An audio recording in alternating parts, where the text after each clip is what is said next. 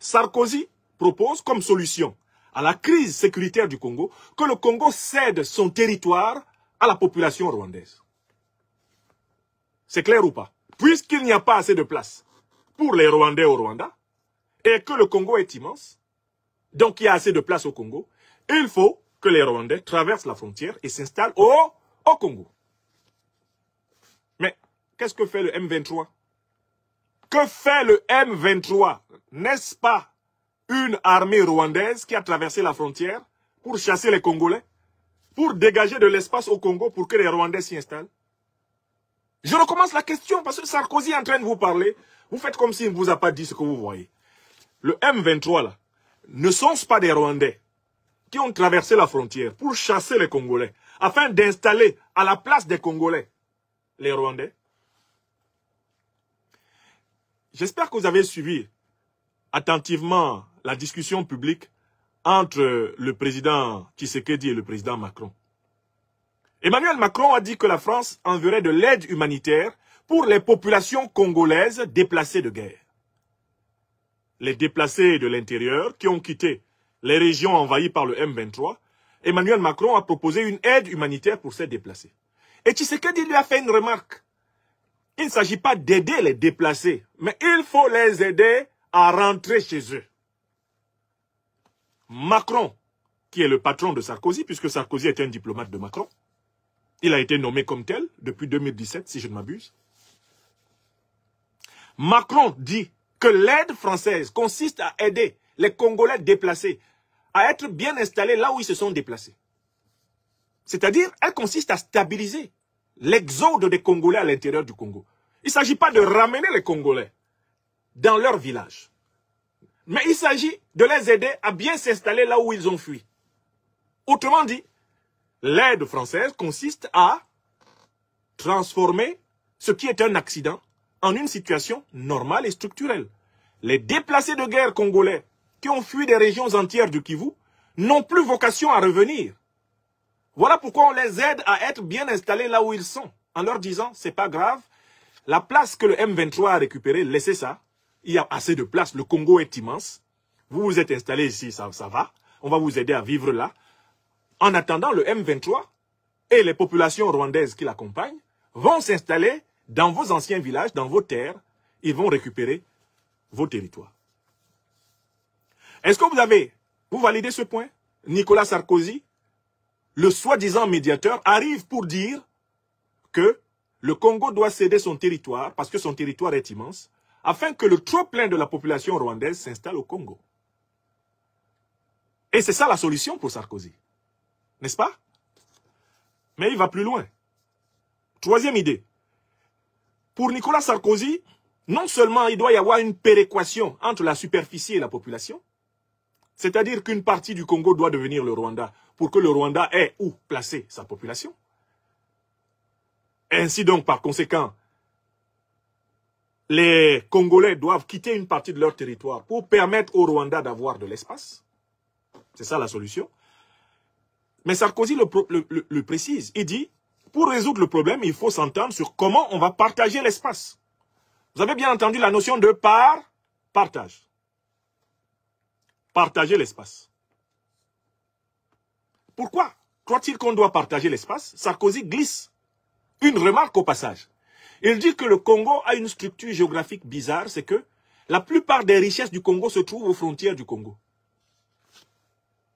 Les grandes richesses du Congo sont à ses frontières. Elles sont dans l'Ituri, elles sont dans le Kivu, dans le nord Kivu, dans le sud Kivu. Elles sont donc à la frontière avec l'Ouganda et le Rwanda, les richesses. Elles sont au Katanga, à la frontière avec l'Angola. Bref, en fait, Sarkozy fait remarquer que le Congo a cette chose particulière que la plupart de ces grandes richesses se trouvent aux frontières. Donc, par définition, comme les richesses du Congo sont concentrées aux frontières du Congo, il faudrait que le Congo partage ses richesses avec ses voisins. Partage ses richesses avec ses voisins. Je suis ici chez moi. Comme je possède cet ordinateur qui est face à moi et qu'il est à côté du mur mitoyen avec mon voisin, comme l'ordinateur est à côté de ce mur-là, il faut que je partage cet ordinateur avec mon voisin. Voilà le raisonnement. Voilà le raisonnement de Sarkozy. Hein. J'ai un voisin là à gauche. Voilà le mur mitoyen qui sépare nos deux maisons.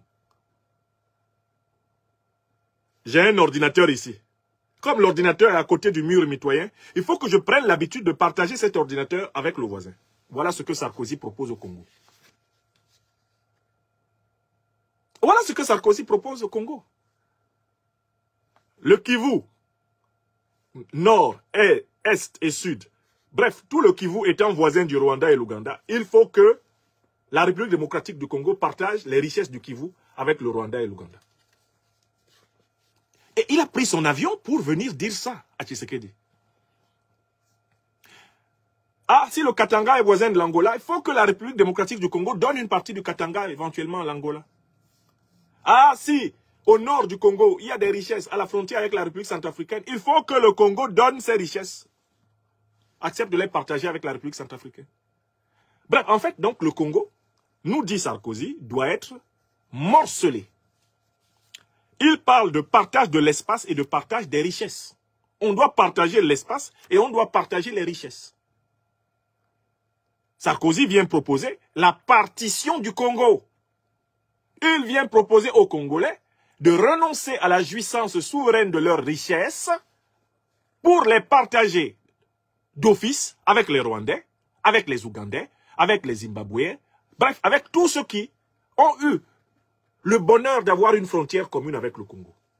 Le Congo doit partager, le Congo doit être partagé. Le Congo est une chose à partager.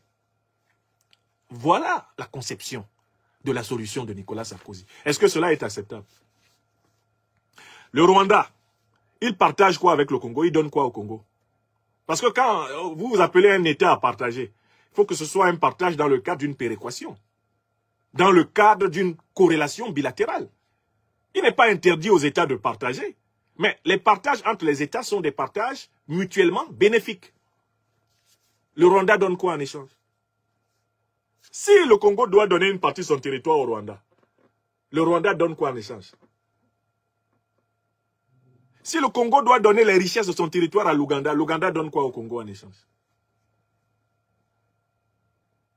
Si le Congo, lui, doit passer tout son temps à partager avec les autres lui donnent quoi?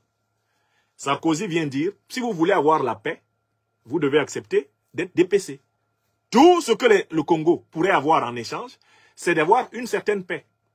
Une fois qu'il aura accepté d'être DPC, d'être pillé, une fois qu'il aura accepté d'être récupéré territorialement par le Rwanda et l'Ouganda, alors on pourra laisser tranquille les Congolais, on pourra cesser de violer les millions de femmes congolaises, de déplacer les millions de populations congolaises, de faire mourir des villages entiers de vieillards, d'enfants, de femmes, de faire mourir la jeunesse congolaise. Enfin, ça va s'arrêter. Voilà la conception. Voilà la conception de la résolution de la crise sécuritaire congolaise de Nicolas Sarkozy.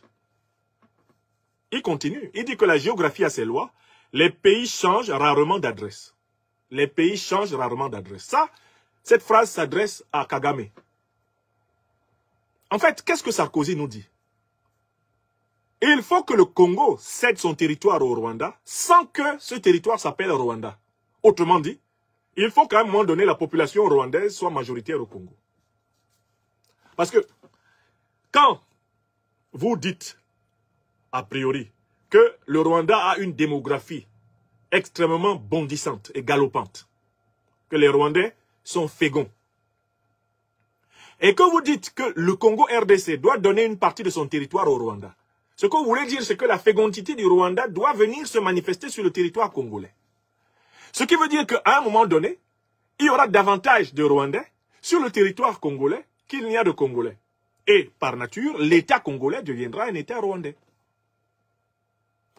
En partant du principe que le Rwanda a une puissante démographie, sa démographie est donc de nature à venir étouffer la démographie congolaise.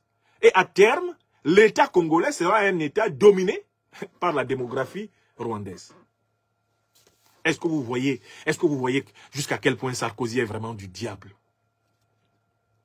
J'ai consacré cette conférence ce matin pour que vous voyez à quel point ce monsieur est mauvais. Il est méchant, il est ténébreux, il est dangereux.